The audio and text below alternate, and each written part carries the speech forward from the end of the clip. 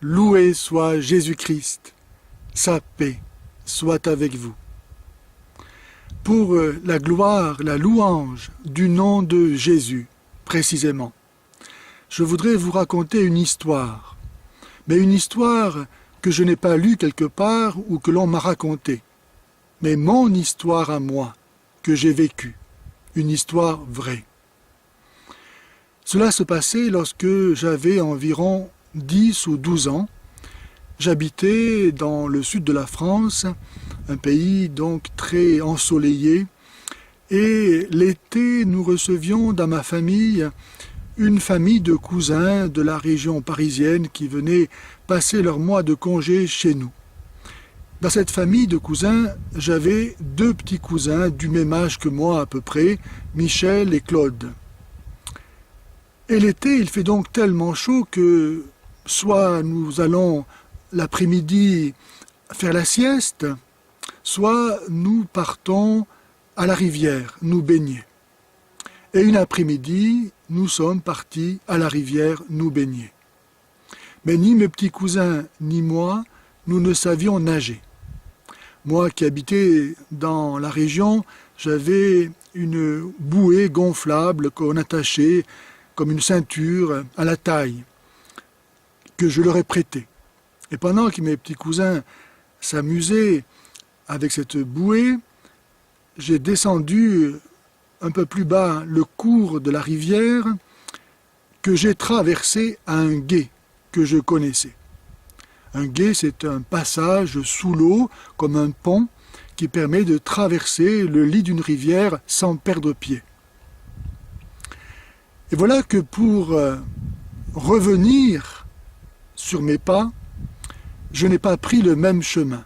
Je n'ai pas emprunté ce chemin sous l'eau qui est le gué. Je me suis trompé de chemin. Et à un moment donné, je suis tombé dans un trou d'eau.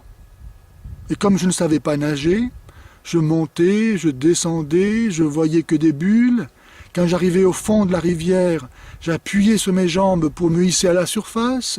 Quand j'arrivais à la surface, je voyais les gens au loin qui s'amusaient, tout était calme, paisible. J'avais presque honte de crier au secours pour pas déranger une si paisible ambiance, mais quand même, je le faisais, mais en ouvrant la bouche, j'avalais de l'eau et personne ne m'entendait. Et au bout d'un moment, à force de monter, de descendre, quand j'ai vu que j'étais à bout de force et que je n'arrivais pas à m'en sortir, j'ai compris que j'allais mourir. Alors, j'ai dit au revoir à mon père, à ma mère, à chacune de mes sœurs, dans mon cœur. Et puis, comme une fois ma vie sur terre finie, j'arrivais au ciel, c'est ce que j'avais appris au catéchisme, alors, croyant arriver au ciel, je me suis présenté en disant « Bonjour, petit Jésus ». C'était une prière que ma mère m'avait apprise à dire le soir sur mon oreiller avant de m'endormir. Elle me disait « Guy dit « Bonsoir, petit Jésus ». Et là, j'ai actualisé en disant « Bonjour, petit Jésus ». Et au même moment, où j'ai prononcé le nom de Jésus, je me suis retrouvé hors de l'eau sur une roue de camion, complètement éreinté, abasourdi, sans rien comprendre. Je suis sorti de la rivière, je suis allé m'asseoir à côté des parents de mes cousins qui n'avaient rien vu, et moi-même je n'ai rien dit à personne. Et que dire? Je suis resté là, prostré, sans rien dire. Et le temps a passé, et je ne me suis plus jamais rappelé cette histoire dans ma vie. Au point que, vers l'âge de 14-15 ans, après avoir lu un peu Marx et Freud, et pour paraître intelligent comme tout le monde, je disais que Dieu n'existait pas. Ce qui a fait que je suis tombé dans des péchés graves très rapidement. C'est lorsque Dieu est venu me chercher à l'âge de 20 ans que je me suis rappelé cet événement de ma vie. Je me rappelle très bien alors que lorsque j'étais au fond de la rivière, je ne savais pas qu'il y avait une roue de camion qui flottait à la surface. Et quand bien même l'aurais-je su, je n'avais plus la force de me hisser là-haut. j'avais renoncé à vivre, j'avais fait mon testament, j'avais dit au revoir à mes parents, à mes sœurs, j'étais prêt à mourir et à aller au ciel. Et donc, lorsque j'ai lu dans le livre du prophète Joël, au chapitre 3 et au verset 5, « Quiconque invoquera le nom du Seigneur sera sauvé », eh bien moi, je sais ce que ça veut dire. Jésus, en hébreu, ça veut dire « Dieu sauve ». Et aujourd'hui encore, lorsque j'ai une tentation qui me passe par la tête, un sentiment de culpabilité, un mouvement de tristesse, tout de suite je crie « Jésus » et tout de suite j'ai la paix. Le catéchisme dit que le nom de Jésus, c'est le seul nom qui contient la présence qu'il signifie. Lorsque vous dites Jésus, Jésus est là. Et Jésus, ça veut dire Dieu sauve. De cet événement, je peux tirer 3 leçons.